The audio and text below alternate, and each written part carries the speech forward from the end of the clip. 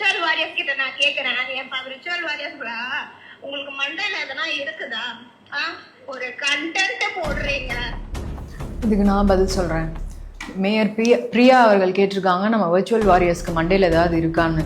அதுக்கான சாட்சி தான் நம்ம இப்போ ஆட்சியில் உட்காந்துருக்குது. 2026 சட்டமன்ற தேர்தலில் யாருமே எதிர்பார்க்காத விதமாக நம்ம தளபதி வந்து இப்போ தமிழ்நாட்டோட முதலமைச்சராக உட்காந்துருக்காரு. இதுக்கு முழுக்க காரணம் நம்ம virtual warriors.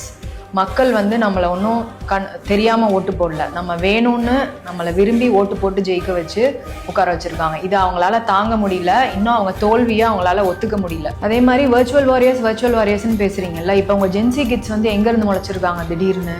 DMK IT wing ரொம்ப நாளாகவே இருக்குது, இவ்வளோ நாள் தூங்கிட்டு இருந்துச்சு.